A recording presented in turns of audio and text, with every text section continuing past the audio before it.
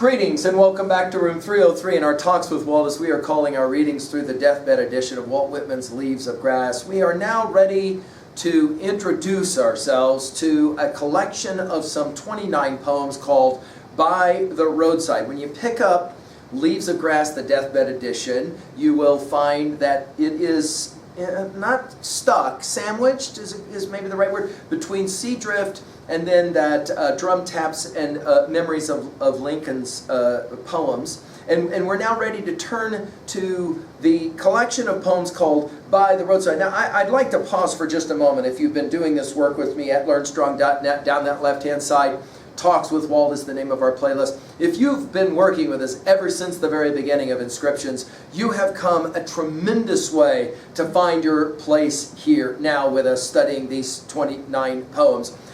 We will remind ourselves here. We'll pause for a moment, like we always do, right? When we're on the open road, when we're standing in passage 46 of Song of Myself on that little knoll, and we're looking at the landscape and the continents. We will find ourselves here pausing for a moment to just remind ourselves. You'll remember that we have said, and I think Whitman teaches this to us, no question, in 303 we've learned this repeatedly, that we are the stories that we tell and retell. We're the stories that we decide to accept, we're the stories definitely that we decide to reject. And as we are now working through Leaves of Grass, I hope that you have been annotating your own copy of Leaves of Grass Deathbed Edition, and that you have found it to be the case as well, that we are the stories that we tell and retell. And Whitman is telling a lot of stories through his poetry, no doubt.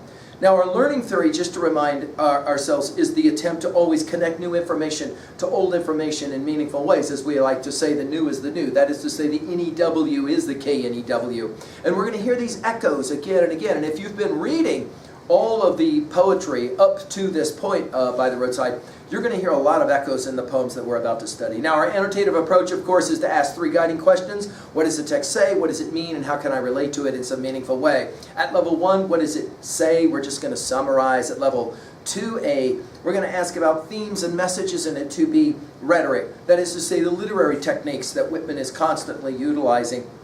There's going to be some experimenting that will happen in By the Roadside. There are many who kind of see this as a throwaway section. I don't see it that way at all, and I don't think Whitman saw it that way either at all.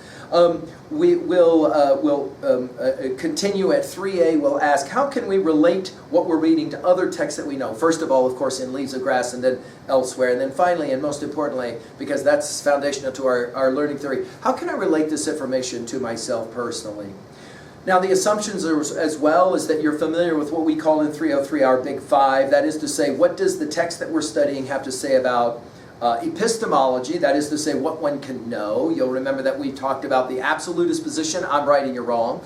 The relative position, there is no absolute truth of any kind. Of course, it sounds increasingly like an absolute truth to say there are no absolute truths. And then the Whitman epistemological position, the fallibilist position we've called it, that is to say, I think I'm right, but I could be wrong. We see this often with Whitman. We'll sometimes see him playing the game of the absolutist fallibilist position, and then we're going to see this as well in a certain kind of relativist epistemological position in By the Roadside for some of the poems.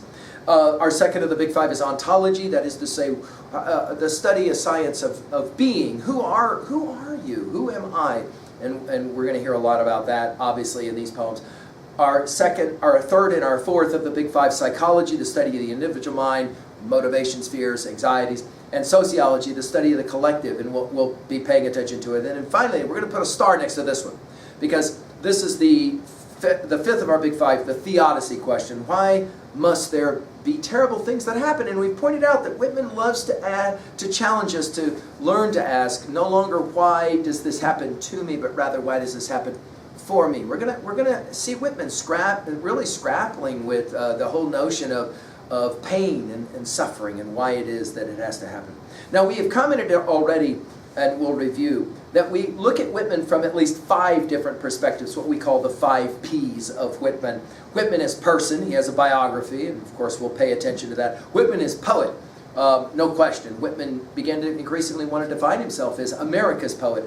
Whitman is pedagogue or teacher, we have said, and I think it's vital when we get to learned astronomy. We'll come back to Whitman's pedagogy.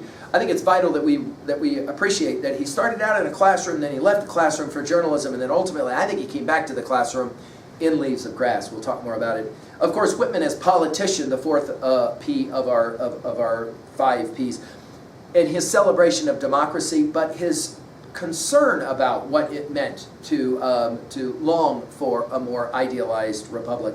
And then finally, and I think really significant for our study of the poems and By the Roadside, Whitman as philosopher, everything from Socrates to Emerson and everything in between. A lot of Hegel, a lot of study of Hegel. We're going to talk about Hegelian dialectic as we get into these poems. Finally, we have pointed out that I think the best approach here is for you to have your own copy and try and read this material on your own, and then come to our lectures as held. Now, as we turn to our Nortons, as we like to do to get a little bit of background information, we're told about Roadside. The 2 opening poems of this group are from the first edition of 1855, and 3 were newly written for the final 1881 arrangement. 16 are poems from Leaves of Grass 1860, 5 are from the 1865 Drum Taps, 1 from the Leaves of Grass 1867, and 2 from the 1871 Passage to India. The title, By the Roadside, suggests no special assignment of theme whatever, unless the poet meant to evoke the notion of wayside topics as they strike the mind during one's passage through life, and we'll come back to why that might make sense. What we have here seems at first to be simply poetic miscellany. Poems of rebellion, of stern admonition, of the questioning of life's meaning, of idyllic vision, of announcement, of descriptive intent. The group is truly a melange held together by the common bond of the poet's experience as roadside observer, passive but alert and continually recording. I think all of that is absolutely true. But let's now provide a few points of emphasis. Think of it this way. Leaves of Grass is the New American Bible, as we've talked about in earlier lectures. Then we're looking now at Ecclesiastes. Do you remember it? Nothing new under the sun. Only it won't be under the sun, it'll be by the roadside. And I want us to kind of see it this way. Also, I want us to be reminded of the Song of the Open Road. Hey, do you remember these lines from passage 3? The use of the word roadside here. You air that serves me, I'm in passage 3 of Song of the Open Road. You air that serves me with breath to speak. You objects that call from diffusion my meanings and give them shape. You light that wraps me in all things in delicate, equitable showers. You paths worn in the irregular hollows by the roadsides.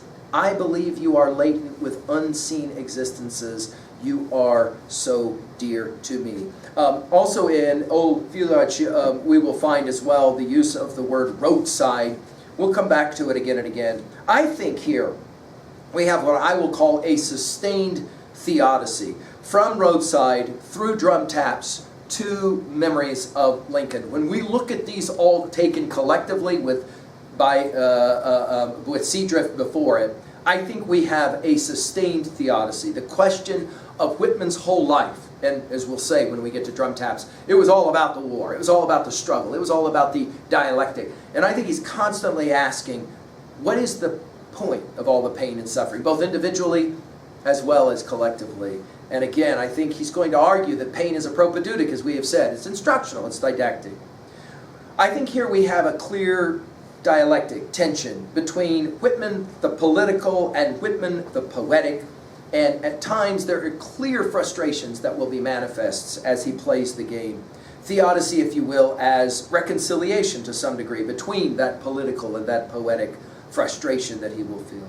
Now, let's point out that By the Roadside does have some of Whitman's most anthologized poems. So, for example, if you pick up an anthology of poetry, often you will find some of the poems from this section, especially because sometimes they're short. For example, I've mentioned Learned Astronomer already. O Mio Life is going to be here. I Sit and Look Out. Dalliance of Eagles, maybe one of his most anthologized poems. Hast Never Come to Thee an Hour. All of these are going to be a part of our study. We'll also point out that poem number 6 of the 29 is called Thoughts, and poem number 20, 22, and 25 all called Thought. So notice you're going to have maybe a gesturing towards some contemplative kinds of poetry, where Whitman as observer is just trying to take in, the full thing of it all. And we'll come back to lines like we saw in Song of Myself, as being part of the game, as he called it. You'll remember that from earlier in our study.